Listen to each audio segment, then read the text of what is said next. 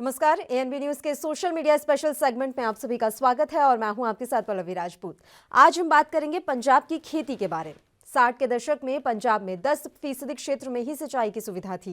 किसान 1 हेक्टेयर में 1 किलो खाद भी नहीं डालते थे। गेहूं और धान की औसत पैदावार भी 8 क्विंटल हेक्टेयर के आसपास थी। फसलों का पालन गोबर से होता था। पहली 2 पंचवर्षीय योजनाओं में सिंचाई क्षेत्र बढ़ा और लोगों ने यूरिया डालना शुरू किया। इसके बाद 1966 में जैसे ही हरित क्रांति आई तो फसलों में जहर घुलना शुरू हो गया।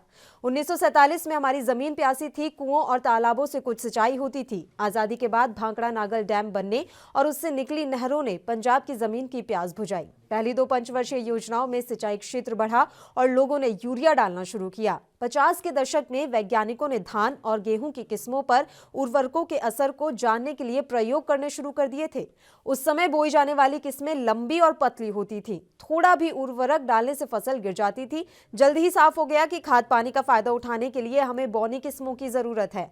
पंजाब में लोग आजादी से पहले कपास, जौ, मक्का, गन्ना, बाजरा उगा रहे थे। बड़ी बात यह थी कि 60 के दशक तक पंजाब के किसान बेचने और खुद के खाने के लिए जहर मुक्त फसलों को उगाने को तरजीह देते थे।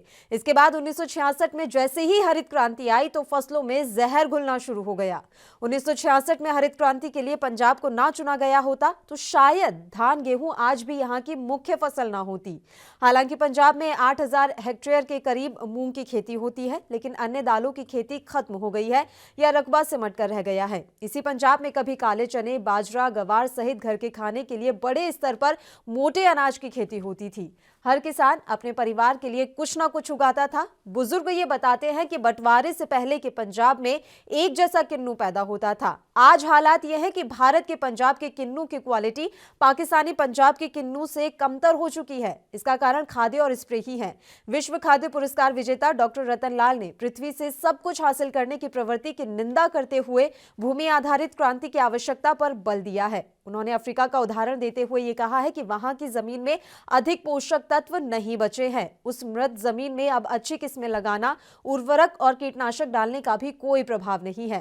पंजाब भी अब उसी रास्ते पर चल रहा है। इसलिए अब तमाम वैज्ञानिक कम पानी, कम उर्वरकों और रसायनों का उपयोग करने और अधिक खाद्यान्न उत्पादन के लिए कम कार्बन का उपयोग करने के तरीके विकसित करने का आह्वान कर रहे हैं। देश दुनिया की खबरों के लिए एएनबी न्यूज को सब्सक्राइब करें और बेल आइकन दबाएं।